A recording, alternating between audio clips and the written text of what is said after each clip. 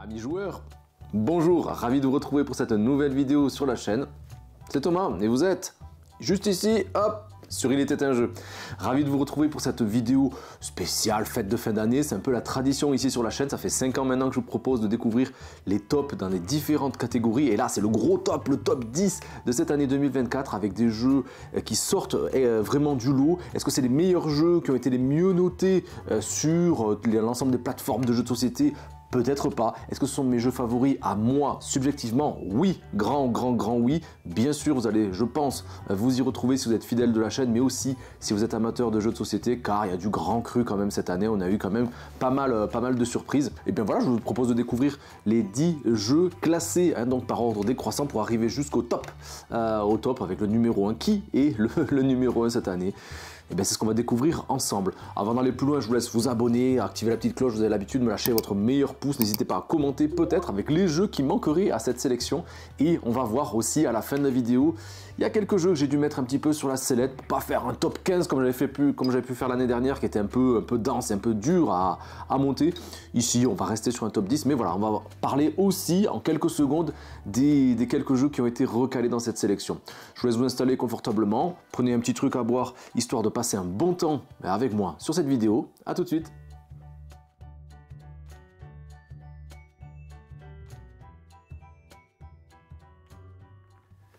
Allez, on commence avec le premier jeu de cette sélection en place de numéro 10. C'est un jeu onirique, c'est Inori, un jeu de Mathieu Aubert et de Théo Rivière. Un jeu édité chez Space Cowboys de 2 à 4 joueurs, 10 ans et plus, 40 minutes les parties. C'est un jeu qui m'a marqué, non pas par sa complexité et sa densité, mais au contraire par son côté vraiment épuré, car c'est un jeu qui propose une pose d'ouvrier avec tout ce qu'il y a de plus épuré, et l'expérience de jeu, je l'ai trouvé plutôt agréable et vraiment sympa. J'adore le faire découvrir, et peut-être même pour initier à cette mécanique-là.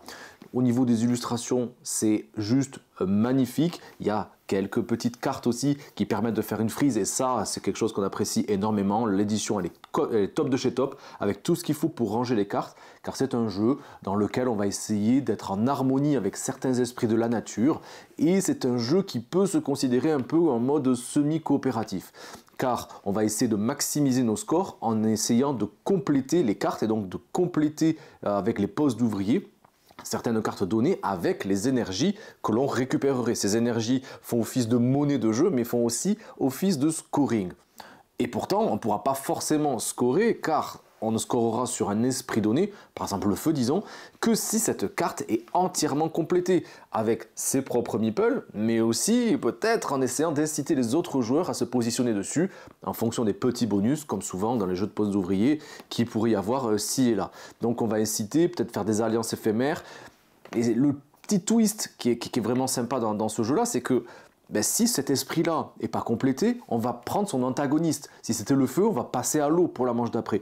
Et bien évidemment, il y a une montée en puissance, on aura toujours plus de placements d'ouvriers et plus de possibilités, plus de bonus, plus de complexité dans les actions, en pouvant loger, déloger certains joueurs, etc. Et c'est ce qui fait que le jeu, de ce que j'avais vu et lu, il a mis du temps à être édité, il y a eu quelques déboires, il a mis du temps à être illustré, il a mis du temps à être édité, et donc c'est un jeu qui est vachement épuré, et c'est pour ça que je l'apprécie vachement. Inori, il est dans mon top 10, ça c'était quasi évident. Certains pourraient lui reprocher son accessibilité, certains lui reprocheront aussi son manque d'innovation finalement. Moi je trouve que le twist qu'il propose avec ce truc un peu semi-coop, ça me suffit amplement pour pouvoir le présenter et pour pouvoir y jouer toujours avec plaisir, surtout que à deux ça tourne très bien aussi, ça va excessivement vite, et c'est un jeu que j'ai toujours plaisir à faire découvrir autant qu'à jouer. En place de numéro 9, j'en ai parlé dans mon top des jeux familiaux, c'est Stickers. Stickers, un jeu de tout monta, un jeu de 2 à 4 joueurs, 8 ans et plus. Les parties, c'est quoi? C'est 20 minutes, un jeu de Béa Renard et illustré par Olivier de Rueto. Un jeu que j'ai mis évidemment dans mon top familial, tellement on a pris du plaisir. 15 sessions pour arriver au bout du jeu, car c'est un jeu évolutif. un jeu dans lequel on va apposer des stickers, un jeu de collection. Eh bien, pour voir toutes les règles, je vous laisse voir les différentes vidéos que j'affiche juste ici, où je suis revenu un petit peu sur ces règles-là.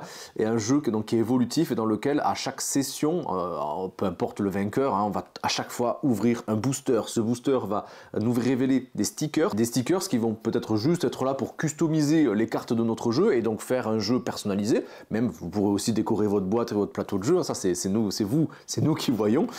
Mais aussi certains boosters qui vont nous proposer des règles additionnelles, ça on adore, avec des stickers à mettre dans le livret de règles, mais aussi in-game avec des petits stickers de pouvoir, de bonus et donc avec un jeu qui va se peaufiner, qui va se complexifier un petit peu mais en restant tout à fait abordable.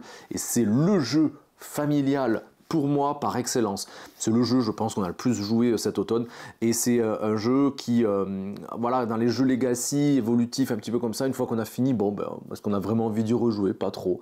Ben, ici on y joue encore quoi, même malgré passer les 15 parties pour découvrir l'ensemble des règles et d'avoir apposé l'ensemble des stickers, eh bien on a quand même envie d'y rejouer. Un jeu de collection super sympa, un jeu de collection plutôt pas trop innovateur on va dire, mais qui reste vachement sympa à jouer. Les enfants adorent jouer avec des parents, ça marche super bien et ce côté stickers c'est du bonheur. Petit conseil, achetez des sleeves parce que les stickers, à force de mélanger les cartes, vous allez probablement les déloger, les abîmer. Et donc voilà, mettez des petites pochettes, ça vous servira pour profiter à fond de ce jeu stickers. C'était le numéro 9. Pour le numéro 8, eh bien, je viens juste de le changer au moment où je tourne cette vidéo. J'en ai délogé un pour le mettre en place de numéro 8.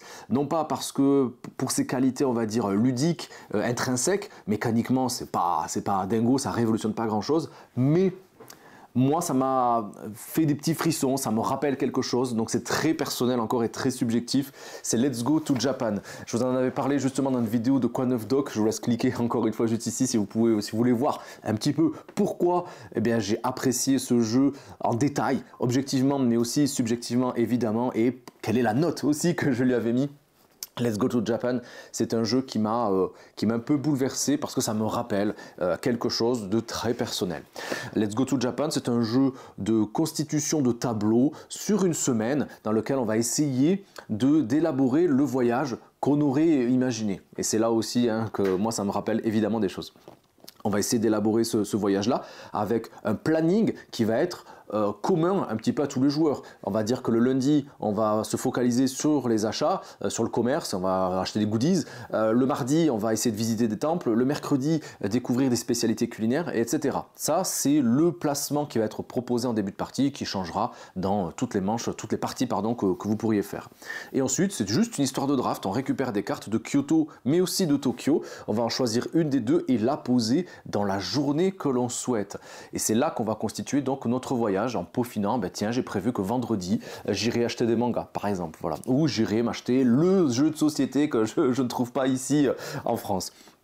Ce draft-là, on passe les cartes, on en récupère, et ça, le côté plutôt malin du jeu, je trouve aussi, c'est que le draft, il n'est pas de classique, on a des cartes, on les passe, c'est que le draft va évoluer en fonction de la manche en cours. Il y aura plusieurs cartes à prendre, des cartes à récupérer aussi de tout ce qu'on aura récupéré de nos adversaires. Il y aura des échanges qui vont pouvoir se faire.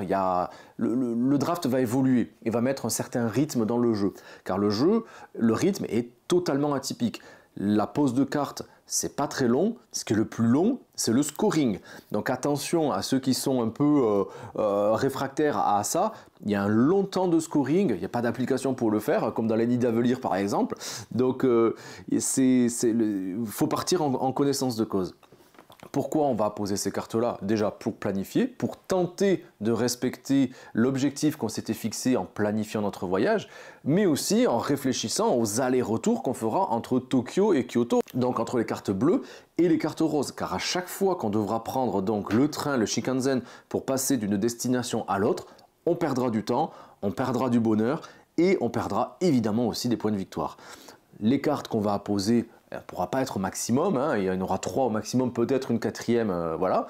Mais la dernière carte qu'on laisserait visible nous proposera des points de victoire bonus avec un objectif qui sera propre à cette carte-là, en fonction de ce que j'aurais planifié avant, les jours précédents, en fonction du bonheur du moment, en fonction aussi peut-être des achats et de la radinerie du moment.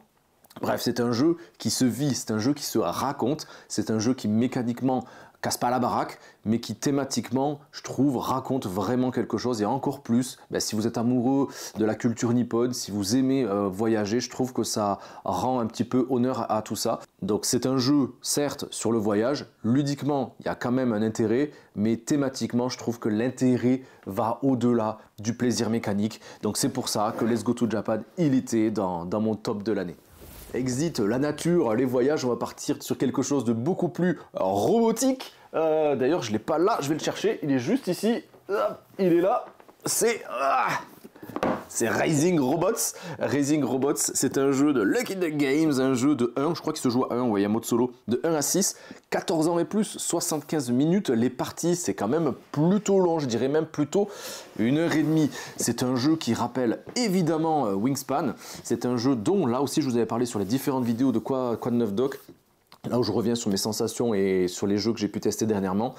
C'est un jeu de planification, de gestion de ressources et un petit peu aussi de guessing, parce qu'on va peut-être essayer de deviner les actions que les autres joueurs vont jouer. Et c'est là tout le twist du jeu.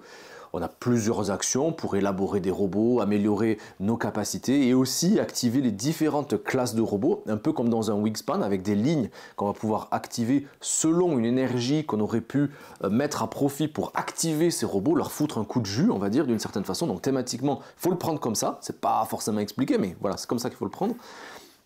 Et le petit twist du jeu, c'est que les actions qu'on pourra jouer, on en aura 2 à jouer à chacune des manches, sur 8 manches. Et ces actions-là, on va devoir les coordonner avec une puissance donnée d'un petit deck de cartes pour savoir quelle est la puissance de cette action que je vais faire à mon tour de jeu. Mais il y a certaines cartes qui vont aussi nous permettre de poser des petits cubes d'énergie qui seront disponibles pour tous les joueurs, pour nous aussi, mais pour tous les joueurs. Et donc, on pourra aussi peut-être non pas jouer 2 actions, mais peut-être 3, 4, 5, ça dépendra du nombre de joueurs et ça dépendra donc du nombre de cubes qu'il y aurait sur le plateau central. Et donc, on va peut-être regarder, surtout à 2, eh bien, les actions potentielles qu'un joueur voudrait activer. Si on voit qu'il y a beaucoup de robots et dans une certaine ligne, par exemple les verts, et que on sent que c'est son tour de jeu, il va chercher à activer les verts, eh bien peut-être qu'on va se laisser de côté l'action verte, parce qu'on sait très bien qu'il va y jouer, peut-être mettre des cubes dessus, et on va pouvoir profiter un petit peu, pas de son erreur, mais de son action à lui. C'est un jeu qui n'est pas très punitif en ce sens, c'est un jeu où on a toujours peut-être quelque chose à faire, avec différents bonus et différents jokers qu'on va pouvoir mettre à profit pour potentialiser nos actions, mais c'est un jeu quand même qui demande une bonne planification dès le départ. C'est un jeu qui est plutôt initié, plus expert, débutant on va dire. Donc c'est un jeu qui déjà avec sa main de départ, comme dans un Wingspan finalement, on va essayer de trouver des synergies. Et c'est en ce sens que je trouve qu'il est pas forcément si accessible que ça pour des joueurs occasionnels, où il y aura vraiment une différence en termes de points de victoire à la fin, et peut-être aussi de plaisir de jeu si on se fait vraiment distancer dans la course au point. Il va falloir bien expliquer cela. Comment bien exploiter ces robots, comment générer des ressources en particulier, car les ressources sont difficiles à générer, et donc de mettre en place une mécanique, un moteur de jeu qui sera véritablement au cœur de votre partie pour pouvoir bénéficier plus facilement d'actions bonus et de réactions en chaîne pour arriver à la fin avec un maximum de points de victoire. Il y a un module que je trouve optionnel, je l'ai fait qu'une fois, c'est pas forcément ma tasse de thé, ça met encore plus de complexité dans un jeu où il y a beaucoup d'iconos. C'est des petits personnages qui vont mettre une asymétrie dès le départ, alors que déjà rien qu'avec les cartes de départ, il y a déjà beaucoup d'asymétrie. Mais voilà, vous pourrez avoir un personnage de départ qui revient un peu sur des personnalités du monde un peu geek, du monde scientifique, du Einstein, du Marie Curie, il y a du Shigeru Miyamoto aussi avec sa petite casquette de Mario qui est juste à côté. Ça fait plaisir, c'est pas forcément indispensable, mais ça donne vraiment quelque chose de très très fort à ce jeu. Thématiquement, je trouve que c'est très joli, mécaniquement ça roule, c'est trop bien, moi c'est totalement ma came hein, de mettre de la création de moteur, gestion de ressources, et on va essayer de planifier tout ça, et sans être totalement ultra méga frustrant. Ben ouais, Raising Robots, il est sorti récemment cette fin d'année, mais pour moi, ouais, il ne pouvait que faire partie de ma sélection de cette année, et c'est en ce sens que je vous le recommande. Et regardez-moi, j'espère que vous avez profité aussi de ces illustrations, les robots, c'est que du plaisir, des petites références ci et là, des petits jeux de mots qui font plaisir, et il y a énormément de cartes, je sais pas, je dirais qu'il y en a peut-être 200, tous les robots sont uniques. Peut-être que vous avez été assez visionnaire pour voir les jeux que j'ai pu vous proposer ainsi dans cette sélection. Et peut-être même que vous avez remarqué qu'il manque un jeu juste ici. Eh bien ouais, en place de numéro 6, on est en place de numéro 6, 19, 8, 7, 6. Ouais, en place de numéro 6, on va partir dans les étoiles avec Shackleton Base. Un gros jeu expert de chez Sorry Word French, comme ils ont l'habitude de faire. Un gros jeu de 1 à 4 joueurs, 14 ans et plus, entre 1 heure et 2 heures évidemment, en fonction du nombre de joueurs. C'est un jeu direct, je vous le dis, n'y jouez pas forcément à 2, vous n'allez pas voir vraiment tout ce que le jeu propose en termes d'investissement mécanique et de plaisir de jeu. Jouez-y minimum à 3, à 4, ça sera vraiment le top. Voilà, pour apprendre les règles, parce qu'il y a quand même pas mal de règles, et c'est d'ailleurs pour ça que je vous ai proposé une vidéo dédiée. Il y a quand même de quoi faire, mais pour profiter vraiment de toute l'interaction du jeu et toute l'intelligence du jeu, on connaît ses auteurs pour cette intelligence-là, eh bien profitez vraiment du jeu à 4. Shackleton Base, c'est l'histoire un peu classique dans les jeux sur l'espace, c'est pour ça que moi c'est pas forcément une thématique qui me botte habituellement, dans lequel on va partir en expédition pour aller sur la faceuse versant sud, un cratère de la Lune, pour essayer de coloniser et voir ce qu'on peut faire à ce niveau-là. Est-ce qu'on peut faire pousser des plantes? Est-ce qu'on peut créer du commerce? Profiter aussi des ressources naturelles de cette partie-là de la Lune pour amener des sociétés à peut-être nous engager et nous donner des points de victoire. Et c'est en ce sens que le jeu est brillantissime, c'est qu'il est extrêmement modulaire. En fonction des modules que vous mettrez, il y a évidemment une courbe de progression qui est proposée aussi dans le jeu en fonction, si c'est la première fois, si vous voulez jouer sans vous prendre la tête, ou alors si vous voulez vraiment quelque chose de plus costaud et de plus retors. Sinon, les modules, vous pourrez les mettre. Il y a vraiment beaucoup de modules qui sont là pour amener à chaque fois un gameplay, vraiment, hein, là je le dis vraiment, un gameplay différent, une approche différente, une complexité aussi évidemment différente pour savoir comment profiter au mieux de ce cratère et de son exploitation. La gestion des ouvriers aussi est plutôt intéressante, même si c'est déjà vu, c'est-à-dire que chaque ouvrier, certes on en a pour nous, qu'on récupérera en début de partie un pool selon l'ordre de tour, bleu, rouge et jaune, chacun avec une classe différente, mais chacun aussi avec une façon de jouer, de scorer et mécaniquement d'amener quelque chose différente en fonction de l'emplacement où on le mettrait. Si on le met sur le cratère, il y en a qui vont nous permettre d'exploiter les ressources, d'autres nous permettre d'aller activer des petites bases, et chacun va jouer différemment. Donc il va falloir vraiment réfléchir comme ça. Si on arrive à les placer dans notre base, ils vont nous donner des trucs spéciaux, des conversions particulières, même des coûts de réduction peut-être pour la suite de la partie.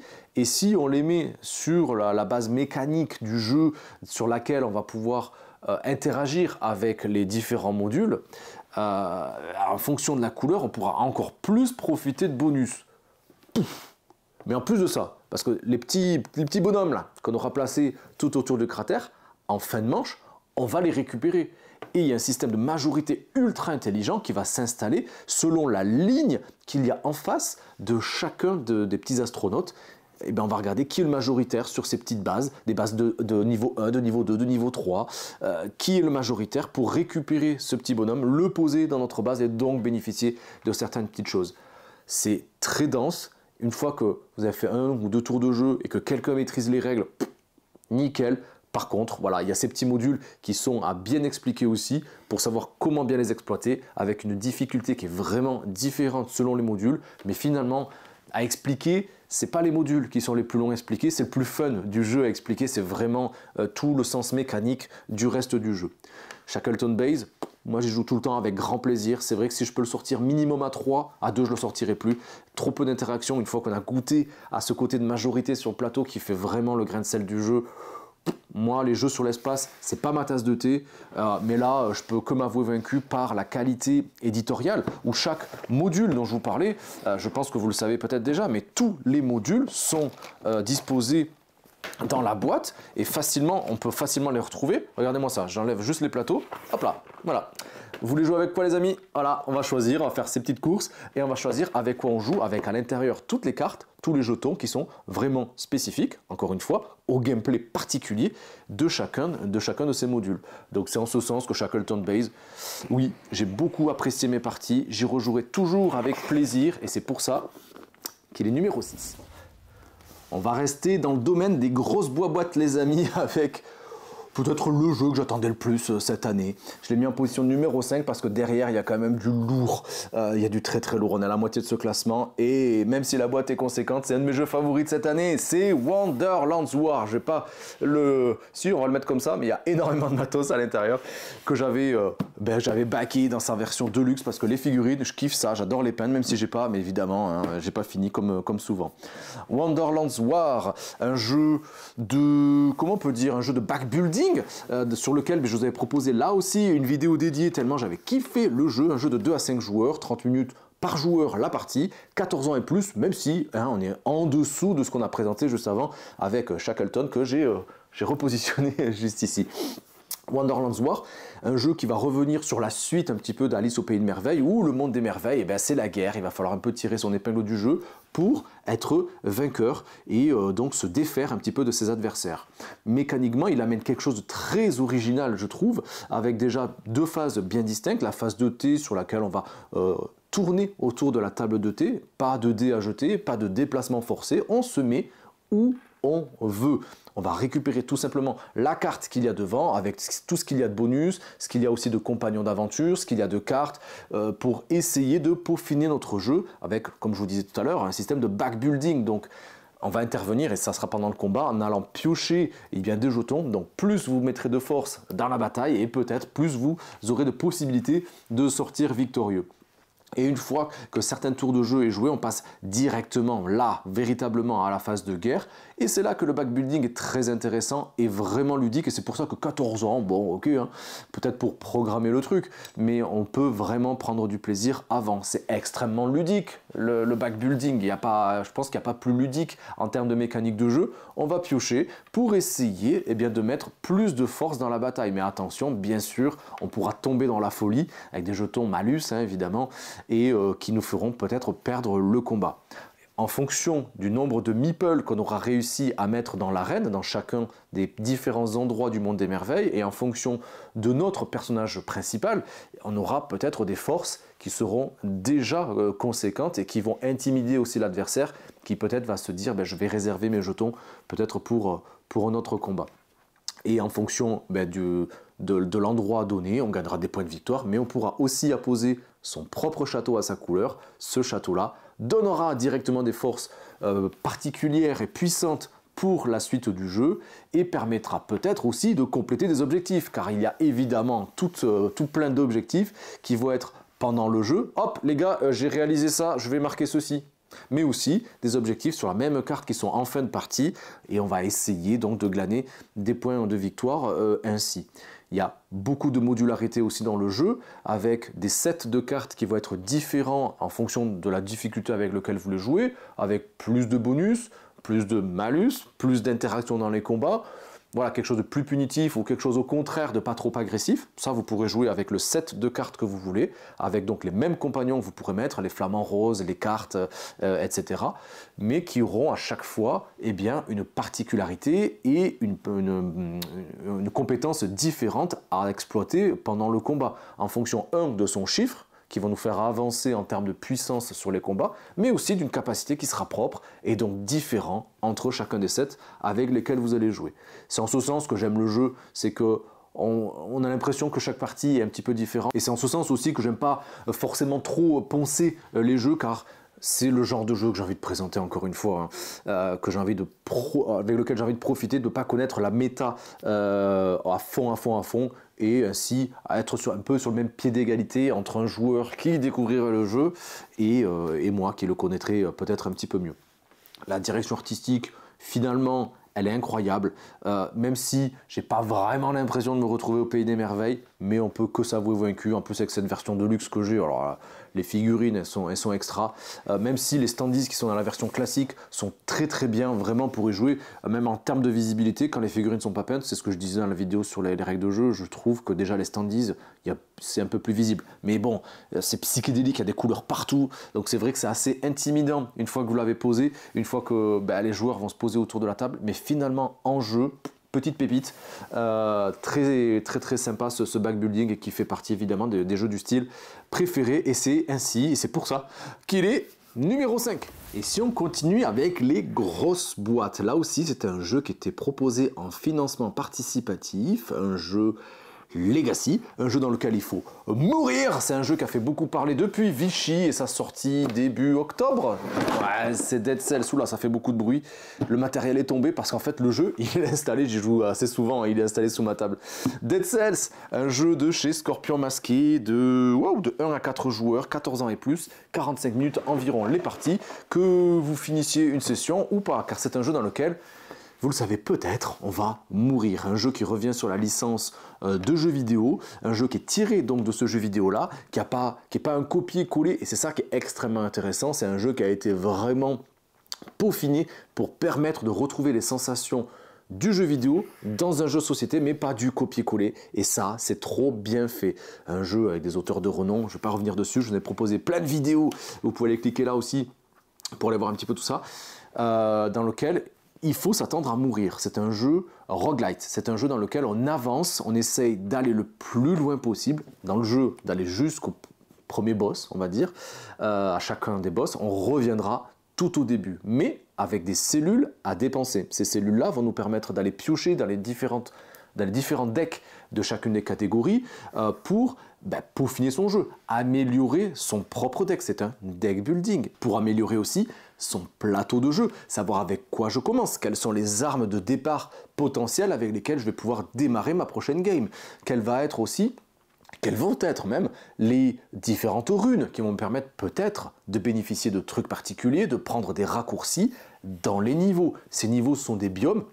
Chaque biome a vraiment, comme ça le dit, vraiment son environnement, ses ennemis et sa faune et sa flore, on peut dire un peu comme ça, avec ses propres ennemis et donc peut-être aussi ses propres armes, ses propres défenses aussi à les récupérer. Si vous êtes dans un monde de feu, vous allez faire brûler. Si vous êtes dans un monde de poison, vous allez pouvoir empoisonner. Mais c'est là aussi que vous allez pouvoir récupérer les armes en adéquation avec ce biome-là. Mais ces armes-là, si vous ne les avez pas récupérées, vous ne les aurez pas pour la prochaine partie. Il faudra vraiment les récupérer, les mettre dans un pool, peut-être pour les avoir de manière aléatoire pour les prochaines parties. Brillant. Le jeu, je le joue solo. Solo, c'est plutôt pas mal. C'est peut-être même la meilleure des configurations pour pouvoir y revenir, parce qu'il faudra vraiment plusieurs heures de jeu pour en arriver au bout. Mais c'est vrai que le jeu est pensé pour être interactif, avec une communication indirecte sur l'utilisation des cartes, car le système de combat est on ne peut plus simple, malgré la grosseur de la boîte. Le système de combat est on ne peut plus simple avec... On va juste jouer une carte par rapport à des ennemis donnés et on va activer la partie 1, la partie 2, la partie 3. Ronde 1, 2, 3, tour à tour en fonction de notre position, de notre groupe de personnages et des différents ennemis en fonction de l'ordre qui aura été défini par des petites flèches, etc. Je ne vais pas revenir dans les détails. C'est là que le jeu est simple et à la fois un peu difficile, et je m'explique. Car c'est quelque chose que je n'avais pas vu au tout début. Moi, ça ne me dérange pas parce que je joue tout seul, mais c'est vrai qu'il y a de plus en plus d'effets, de plus en plus de particularités, de plus en plus d'exceptions dans le jeu, et les règles, elles n'y reviennent pas. Donc c'est quand même assez compliqué de pouvoir savoir dans quelles conditions je peux faire ceci ou faire cela. Peut-être qu'il y a un forum, une foire aux questions, je ne sais pas, hein. J'y suis pas allé, moi je le découvre un petit peu comme ça, mais c'est en ce sens qu'il peut être peut-être un petit peu frustrant vis-à-vis des règles, en plus vous allez y jouer. Mais sinon, moi je retrouve exactement les sensations du jeu vidéo, je retrouve tout ce qui faisait la particularité du jeu pixelisé quand j'y joue sur Play, ici plus rondouillé, on a enlevé cet effet pixelisé, mais on s'y retrouve vraiment, on sait, ah les ennemis c'est vrai dans le jeu ils faisaient ceci, attention peut-être qu'ils feront ça, ah ben oui, très bien, les zombies en fait si je le tue il me met un point de dégâts. C'est un jeu qui est punitif les amis, donc attention, c'est un jeu, mais par contre c'est une punition qui ne va pas être trop frustrante pour peu que vous rentriez dans ce mood là où on va repartir plus fort. Mourir pour partir plus fort, c'est vraiment la devise de ce jeu-là. C'est un jeu qui se joue en session. On m'a posé la question, est-ce qu'on pourra le tester en assaut? Est-ce que tu pourras nous l'amener? J'ai dit non, en fait, et pour la simple et bonne raison, c'est pas un jeu qui se teste, je trouve, occasionnellement. C'est un jeu qui s'achète pour être, pour le coup, pour être poncé. Donc c'est en ce sens que moi je vous recommande vraiment peut-être de laisser sur plusieurs sessions minimum ou de l'acheter cash, même si ça reste un investissement financier évidemment. Mais voilà, Dead Cells, il fait évidemment partie de ma sélection. Et il est quatrième, on a dit? Oui, il est quatrième, oui. L'heure est grave, les amis. Pas si grave que ça, on parle de jeu, hein. On va pas se prendre le chou. Qu'est-ce qu'on va dire? Parce que là, on arrive vraiment au top 3. Le top 3, les 3 jeux, ils sont devant moi. Je sais pas trop dans quel ordre les mettre. Parce que chacun a des sensations évidemment différentes. Le gameplay, c'est pas du tout le même. Et aussi, il y en a qui sont sortis début d'année, milieu d'année, et il y en a un qui vient juste de sortir. Allez, on commence peut-être par la place de numéro 3. Allez, on va parler d'Harmonise. Bien sûr, Harmonise, qu'est-ce que c'est beau et qu'est-ce que c'est bien. Libellude nous sort des pépites à chaque fois. Ça fait plaisir que des boîtes d'édition prennent le temps de peaufiner leur bébé et nous proposer des jeux complètement finis, sans fioritures et avec un gameplay brillant et un plaisir de jeu immédiat et à chacune des parties. 10 ans et plus, 30 minutes de partie, de 1 à 4 joueurs. Moi, le mode solo dans ce genre de truc là, ça m'intéresse absolument pas. Mais en compétition, c'est trop bien. Un jeu contemplatif, un peu Azul-like, dans lequel on va récupérer des jetons de couleurs pour les apposer dans notre terrain et essayer de faire une configuration de terrain, des arbres, des buissons, juste un petit peu de terre, des cheminements avec de l'eau, des montagnes, etc. Pourquoi? Peut-être pour aller apprivoiser des animaux. Ces animaux demandent un terrain et une configuration particulière, que ce soit plat ou peut-être même en relief. Et on va pouvoir ainsi scorer selon le nombre d'animaux qu'on aurait réussi à disposer sur notre terrain. La partie prend fin quand quelqu'un ne peut plus jouer, ne peut plus mettre de terrain dans son jeu ou qu'il a complété l'intégralité de son terrain. On compte un petit peu tout ça, on compte les points par rapport aux animaux, mais aussi les configurations de paysages qu'on aurait réussi à constituer. Car en fonction du plateau, recto ou verso, différents scorings vont intervenir, un peu à la Cascadia, qui vont nous demander, peut-être avec la rivière, de faire la rivière le chemin le plus long possible. Avec des montagnes, de faire des chaînes de montagnes en volume. Avec certains, des prairies aussi qui vont demander d'avoir une certaine configuration, mais un peu éparse. Voilà. Donc on va jouer entre les animaux et entre les terrains, et c'est quasiment tout, on va dire. C'est brillant, c'est beau, c'est magnifique. Harmonise, j'ai pu discuter et jouer avec son auteur, je me suis pris une petite branlée. J'ai pu discuter et aduler son illustratrice, que je remercie à Vichy pour ce petit temps un peu, comment on dit, suspendu par rapport à son travail et toutes les interrogations par rapport à ces illustrations-là. Je trouve que thématiquement c'est chouette, ça reste du jeu abstrait, mais quand on voit ça, tout le monde a envie d'y jeter un œil et de se laisser guider par le jeu. D'autant plus que avec les petits trucs que je vous dis aussi sur la chaîne, eh bien, ça donne un peu plus de valeur au jeu, notamment eh bien, le nombre de cubes et d'animaux qu'on pourra poser sur notre terrain sur une carte donnée. Eh bien, l'illustration, il fait directement référence avec le même nombre d'animaux. Les couleurs aussi qui sont utilisées pour illustrer la carte dépendent directement des couleurs dominantes du terrain à confectionner. Ça, c'est la petite plus-value. Voilà, Harmonise, est-ce que c'est bien? Ouais, c'est pas bien, c'est génial. Est-ce que y a du renouveau? Oui, il y a évidemment certaines mécaniques, certaines réflexions et une certaine méta qui va arriver pour plus facilement scorer des animaux qu'il va falloir sélectionner ou non. C'est toute l'intelligence du jeu, d'autant plus que une fois qu'on aura concrétisé un terrain et un animal, il est quasiment bloqué, donc on devra forcément se développer ailleurs. Mais si vous arrivez à mixer ces deux choses-là, alors là c'est combo bonus et vous allez faire d'une pierre 1, 2, 3, peut-être 4 coups. Et c'est là aussi que le jeu devient brillant et on se souvient de ces parties-là. C'est un jeu très bon, c'est un jeu très beau et il était en 3e place de mon top 2024. Alors si Harmonise est en 3e, qui est en 2e? Peut-être que vous avez une idée. Moi j'hésite encore, vraiment, vraiment, parce qu'il m'a mené des sensations totalement différentes. Petit indice, c'est le même éditeur, voilà. C'est le même éditeur, allez on va commencer par celui-là, allez. le banger de cette année, de cette fin d'année peut-être aussi, The Gang, un jeu de poker coopératif. Merci pour ces parties, merci pour cette découverte, merci le passe-temps aussi de m'avoir fait découvrir le jeu. Poker j'aime bien mais j'ai pas d'amis pour y jouer. J'ai pu participer à une de leurs vidéos sur les jeux de cartes à venir en fin d'année. Là aussi vous pouvez cliquer juste là si vous ne l'avez pas vu. La teutée que j'ai faite à un moment donné, ça a fait un peu flipper Simon parce qu'il avait misé un petit peu sur moi. Sur est-ce que j'allais apprécier, est-ce que c'est le jeu que j'allais apprécier en cette fin d'année. Je lui ai fait une petite tête, vous verrez ça. Je n'étais pas convaincu sur le pitch. Je me méfie toujours des hypes qui sont dites un petit peu dans le milieu du jeu. Je préfère me faire mon propre avis. Et c'est vrai que je préfère vraiment découvrir les choses par moi-même. J'ai joué, j'ai fait ah oui. C'est très bon. Qu'on aime le poker, qu'on n'aime pas le poker, qu'on sache y jouer ou pas, ça marche très bien. Ça se joue à partir de 3, je dirais, 3, 6, 10 ans et plus, 20 minutes les parties. C'est un jeu de poker coopératif dont je pense que vous avez entendu parler partout. Je ne vais pas revenir sur les règles en détail, mais juste mon plaisir de jeu. Je trouve qu'il y a une ambiance qui se met vraiment autour de la table. Il y a des mécaniques, évidemment, qui vont peut-être avoir un petit effet leader au tout début pour dire non, il ne faut pas que tu fasses ceci comme ça parce que ça nous donnerait une indication peut-être erronée. Pourquoi? Car c'est un jeu de poker coopératif pour la deuxième ou la troisième fois que je le dis.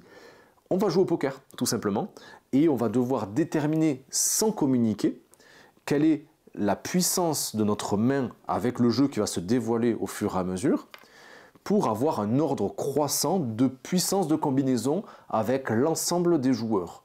Donc en partant du 1 et en fonction du nombre de joueurs, 4, 5 ou 6. Évidemment, si vous jouez à 6, il y aura plus de risques d'erreur que si vous jouez à 3 ou à 4. Moi, à 4, je préfère. À 6, c'est plus jubilatoire quand on y arrive.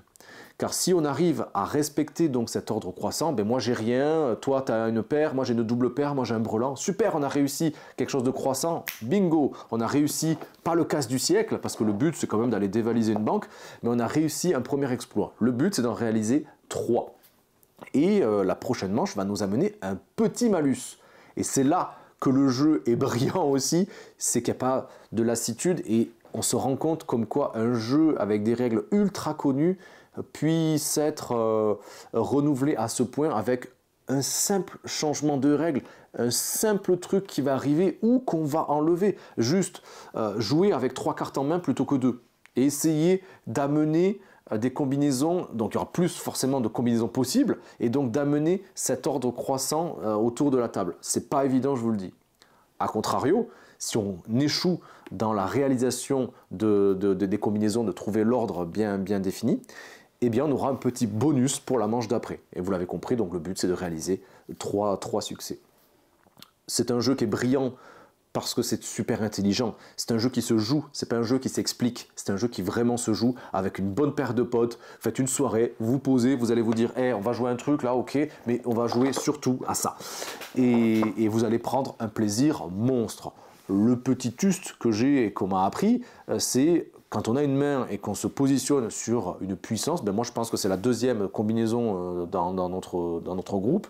Ne changez pas si les cartes révélées ne vont rien amener de plus. Si vous dites avec je passe de 2, je passe à 1, ça veut dire que c'est moins fort. Ça veut dire que vous avez eu un échec, c'est quasiment impossible. Alors que si vous passez de 2 à 5, si vous jouez à 5 joueurs directement, ça veut dire que les cartes qui viennent d'être révélées combinent parfaitement, potentiellement en tout cas, avec votre main.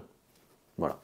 Donc attention à bien coopérer finalement, mais ça se vit. Ça se joue et ça se découvre avec un bon groupe de potes et même avec des gens qui savent un peu moins jouer, mais ça risque d'être un petit peu plus chaotique. Donc ça, c'est vraiment le jeu entre copains. Et est-ce que le banger est justifié? Oui, c'est dommage que ce soit en rupture de stock aussi vite au moment où je vous parle. J'espère que ça reviendra très vite pour que vous ayez ça au pied du sapin, les amis. Donc voilà, c'était The Gang. Je pense que vous aussi, il est dans votre top. Et je vous disais qu'on restait chez le même éditeur pour la place de numéro 1. Oui, c'est toujours chez Yellow. Dans Yellow, là c'était Yellow Card, là c'est Yellow Expert, ils nous font plein de trucs. Mon jeu préféré de l'année, c'est Kutna Hora, les amis. Oh là là, qu'est-ce que j'aime ce jeu. Oh là là là là là là. Voilà, Kutna Hora, de 2 à 4 joueurs, 30 minutes par joueur, 13 ans et plus. Kutnaora, la boîte donne pas envie. La boîte est plutôt bien remplie, mais il n'y a aucun rangement, c'est horrible. Kutnaora, la thématique est pas folle. On va découvrir une ville de l'Est de l'Europe. On va essayer d'exploiter une mine pour faire fructifier la ville, amener d'autres travailleurs et faire grandir cette ville, amener une population qu'il va falloir aussi nourrir. Thématiquement, c'est pas ouf, ça vend pas du rêve. Et pourtant en jeu, c'est tellement imbriqué que ça en est du génie. Sans y revenir dessus, je vous en avais parlé là aussi dans quelques vidéos qui revenaient sur mes sensations. C'est un jeu que j'avais découvert à Cannes, que j'avais pas trop apprécié à ce moment-là, parce que c'est l'ambiance peut-être festival aussi qui fait ça. Et j'ai subi évidemment ma partie, parce qu'il y a une mécanique centrale du jeu qui est brillantissime et qu'il faut absolument bien exploiter. Un système de marché qui va revenir sur l'offre et la demande. C'est-à-dire qu'en fonction des exploitations que vous allez faire, vous allez donc dépenser des ressources, mais ça va aussi faire varier le marché et donc amener un coût peut-être plus ou moins élevé pour le joueur directement après, mais aussi pour soi-même. On va devoir amener de la population, cette population va demander plus de ressources, donc il y a plus de demandes, mais l'offre va peut-être pas évoluer en même temps, donc ça sera là aussi peut-être un peu plus cher. On va exploiter une mine, c'est là un peu le côté hasardeux où on va creuser plus profondément pour avoir quelques petits bonus, quelques ressources, etc. Mais le cœur du jeu, c'est vraiment cette mécanique de ressources et de marché. On va devoir, c'est aussi l'intérêt du jeu, construire des bâtiments qu'il va falloir réserver pour ensuite planifier et construire sur une place commune. Ça se joue en plusieurs manches et chaque manche amène des années, je crois que c'est 10 ans dans le jeu. Et on le voit vraiment parce que ces bâtiments vont aussi pouvoir être exploités en point de victoire à la fin, mais aussi en termes de capacité par les adversaires et pour se placer peut-être avec plus de bénéfices pour les autres joueurs. Avec notamment des bâtiments qui vont être communs, je pense aux églises, aux écoles, qui n'arriveront pas forcément au début, c'est tellement c'est cher, mais dont on va pouvoir profiter et faire profiter l'ensemble de la ville. Thématiquement, c'est génial. Et le côté gameplay très intéressant et très facile, mais avec énormément de choix à faire, c'est tout simplement des cartes. On a des cartes avec des actions, à son tour on en choisit deux, soit pour sa face d'en haut, soit pour sa face d'en bas, donc on les retourne comme ceci, et ces cartes-là sont défaussées. À la fin de la manche, on reprendra évidemment le tout, mais on ne pourra pas tout jouer. Il y a des cartes qui proposeront l'action plusieurs fois, mais ça reste relativement rare, sur lesquelles on va pouvoir soit aller dans la mine, soit réserver des bâtiments, soit les construire, soit aussi aller, je sais plus, une sorte d'église dans lequel c'est premier arrivé, premier servi. On va pouvoir exploiter une église et la construire aussi pour profiter des bonus les plus avantageux et peut-être des actions bonus, etc. C'est assez dense en ce sens. Kutnaora, thématiquement, ça m'intéressait absolument pas.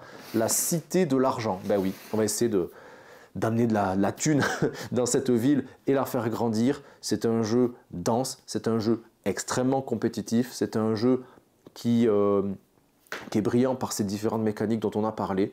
Et finalement, la laideur de la boîte, pour moi, rend le jeu encore plus beau une fois que vous l'avez devant vous, parce que c'est sobre, il y a quelques petites argenteries, je ne vais pas dire dorures, parce que ce n'est pas vraiment du doré, quelques petits reflets qui sont super sympas. Et cette sobriété rend le jeu extrêmement classe, je trouve.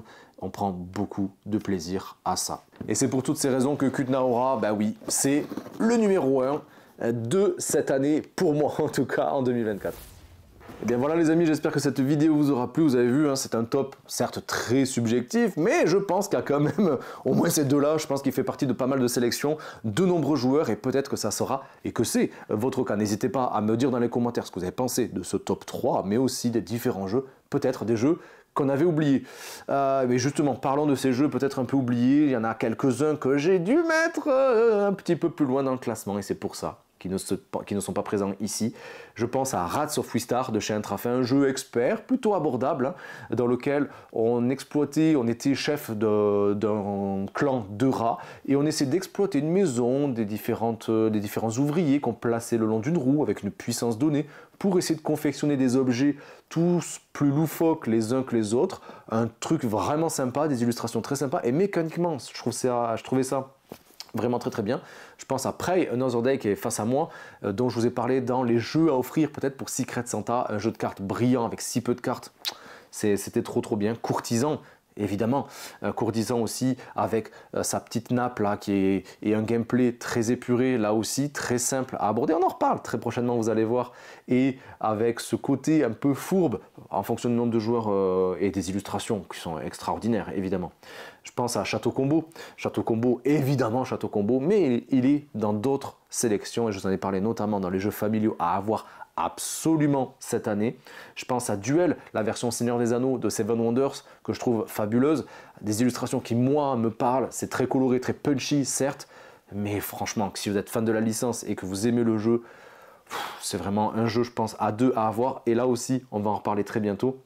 Je pense à Redac Chef qui a fait l'effet d'une bombe tant par ses qualités intrinsèques de gameplay et de mécanique de jeu qui sont atypiques. C'est furieux, il faut être rapide, il faut constituer la une d'un journal en un temps donné. Je trouve ça brillant avec la combinaison de tableaux, la composition de tableaux, d'essayer d'accoler des images, des textes, des couleurs, des effets. Pouf, avec plein d'effets à chaque tour. J'adore ce jeu. Et Art Society aussi, qui est tout aussi beau que bien, même si je trouve qu'en force, à force d'y jouer, je trouve que le gameplay est un peu plat, même si cette la mise aux enchères, la phase d'enchère est plutôt intéressante, et évidemment plus on sera nombreux et plus ça risque d'être un peu embêtant. Voilà, mais sinon c'était ma sélection, vous me direz ce que vous en avez pensé, j'attends votre meilleur pouce évidemment, à vous abonner, ça n'a pas déjà été fait, à activer la petite cloche pour être au courant des prochaines vidéos. Je vous dis à très bientôt les amis, passez d'excellentes fêtes de fin d'année en famille, entre amis, profitez de votre entourage comme il se doit. Vive notre passion des jeux de société et à très bientôt. Ciao. Hey, ma tasse.